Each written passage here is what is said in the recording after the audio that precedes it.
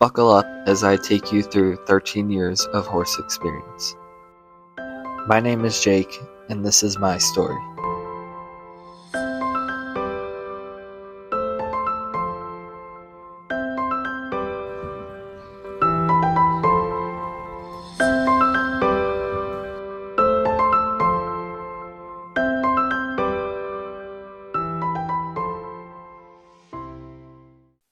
I didn't grow up around horses, but always had a love for animals.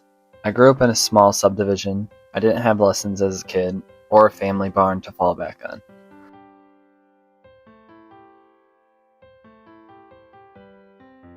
This isn't a story about flipping horses. It's about growth, mistakes, and the horses that have shaped me into who I am today. My family has a history with them.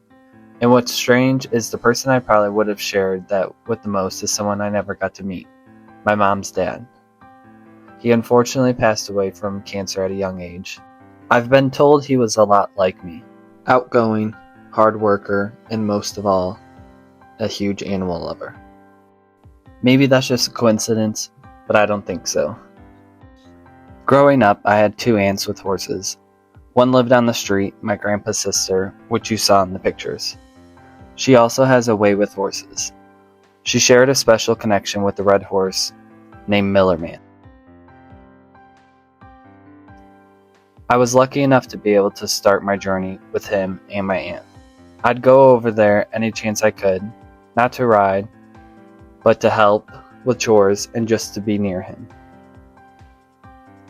I didn't fully understand it back then, but being around him made me feel calm, like I belonged there. Every summer, I'd also spend a month in Texas with my other aunt. She boarded her horse Fallon at a trail riding business. That's where everything changed. That's where I took my very first trail ride. They put me on the easiest horse they had, a horse named Iceman. And I need to be honest, I was terrified. I was scared of how big he was, scared of doing something wrong, scared of horses in general. But Iceman didn't care. He was gentle, patient, steady. And that's us in the middle. You can see my sister is right behind us on a horse named Joker. And somewhere during that ride, the fear started to fade. And in its place was something I'd never felt before. From that moment on, I knew I wanted more than just an occasional ride. I wanted to actually learn. When I got home, we tried to find a lesson barn. We called, left messages, waited. No one ever called back. So when I went back to Texas, I got my very first real lesson, and that sealed it. I didn't just like horses, I wanted one of my own. For years, I did nothing but research, feed costs, boarding, vet bills, farriers. I made PowerPoints, actual PowerPoints, trying to convince my parents we could afford a horse. This went on for 5 years. When I was 13, a family friend of ours reached out and mentioned that their friend had horses. We got a hold of them, and in exchange for being around their horses, I got to help clean up the property. If I proved to him that I could put in the work, I got one step closer to riding this horse, Jasper. What I loved most about the lessons he taught me was teaching me good work ethic and being a problem solver. As you can see how I'm attempting to put his bit in his mouth. Every time I swung a leg over this horse, it made all those hours of hard work worth it.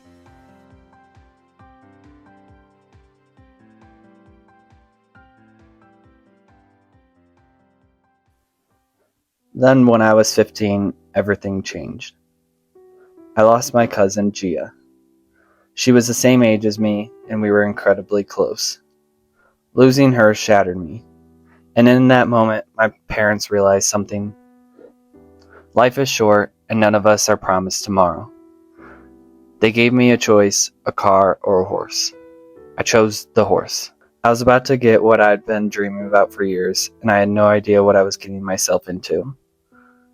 With very little experience, I learned day by day, sometimes the hard way, with the help from the barn owner and the people around me. What's funny is, she actually tried to talk me out of buying her. She could tell I wasn't experienced enough, that this horse might be too much for me. Her name was Lexi, and Lexi needed a confident, experienced rider. I wasn't that at the time. But sometimes the horse that scares us the most are the ones that teach us the most. And that's where the real riding journey begins.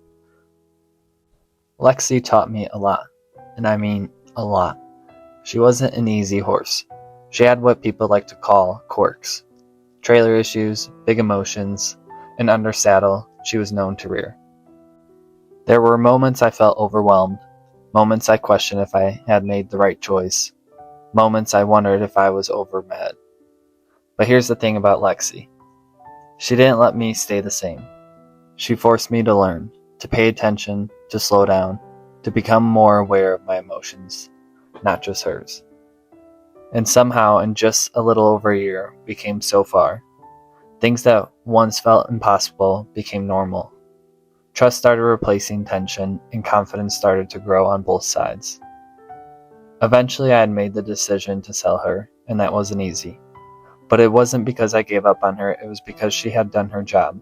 She taught me what I needed to learn at that stage of my journey. I'm still in contact with her owners to this day, and knowing she's doing well means everything to me. By then, something had shifted inside me. I wasn't just riding anymore. I had developed a deep interest in starting my own horse under saddle, which is wild because I still had no idea what I was doing, but I was ready to learn. So I bought a 3-year-old horse named Bella, and suddenly everything was on me. No shortcuts, no past training to lean on, just me and YouTube. I researched, I watched videos late into the night, I made mistakes, I adjusted, and then tried again. And somehow, we did it. Step by step, Bella and I figured things out together. I even took her to an obstacle course, something I never would have imagined doing before, and she absolutely crushed it. That moment was proof. Proof that growth doesn't come from getting it right the first time. It comes from showing up, even when you are unsure, even when you're scared, even when you don't feel ready. Lexi gave me the foundation, Bella showed me what was possible. In this journey, it was only the beginning. After Bella, I realized something about myself. I was satisfied. I'd proven to myself that I could start a horse under saddle, ride them out on the trails, build confidence, and send them on as a better horse than what they came to me. And that mattered to me. Every horse I sold was hard to let go of. That never got easier. But knowing they were leaving with a solid foundation, more confident, more prepared, helped me grow, not just as a horseman, but as a person. I like to think of it as setting them up for success. So I bought another 3-year-old, a Palomino quarter horse filly, named Zara. She was an absolute doll, completely unstarted under saddle, but this time I felt different. I had started investing in real education, watching full training programs from professional trainers, not just random videos. I felt more confident, more intentional, and she turned out to be amazing. During all of this, I had little to no money. The horses I bought were under $800. That was the absolute max I could afford. I wasn't doing this to make money because anyone in horses knows that doesn't work. But I always made sure they were taken care of, vet care, hooves trimmed, everything they needed. I bought and sold a lot of horses during that time, and every single one of them taught me something new. After high school, I had what most people probably thought was a crazy idea. I went and stayed with a trainer for 2 months. I learned how they started horses under saddle, the basics of liberty work, daily care, and farm maintenance. It wasn't glamorous, but it was real, and it gave me a foundation I didn't have before. When I left, I was more motivated than ever. That's when I set my sights on the thoroughbred makeover. I bought an off-the-track thoroughbred named Duchess. She was supposed to be my horse, the one I competed with. This tattoo on my arm is actually her lip tattoo numbers, my first real plunge into the horse training industry. Then one night, everything changed. Duchess colic. Me and 2 family friends rushed her to the hospital. We tried everything. After thousands of dollars and every attempt to save her, we lost her. That loss nearly broke me, but somehow I kept going. Over the years, I bought and sold a lot of off-the-track thoroughbreds, but I want to be clear about something. I never went into this intending to resell. Every time I brought a horse home, I hoped they might be the one I'd grow old with, the one I'd build everything around. But sometimes a chapter ends not because you failed, but because you've both learned what you needed to learn. Selling was never the goal, growth was. Each horse helped shape the rider, the trainer, and the person I was becoming. And letting them go, while painful, was part of the process. What mattered to me was that they left better than they arrived, more confident, more prepared, set up for success. Over time, my vision became clear. I wasn't building a business, I wasn't flipping horses, I was building experience. And now I'm building a herd. A herd I can grow with, learn from, commit to long term. And that's where Adira comes in.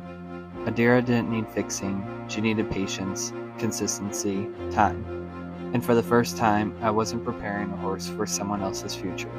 I was preparing us for ours. Merida came into my life 4 years after Adira. She represents the future of my journey. She's young, open, and still becoming who she's meant to be. Every step we take together is about patience, understanding, and trust. She reminds me that the journey doesn't stop, it evolves, and what we build now will shape everything that comes next. I want to leave you with this. It's never too late to begin.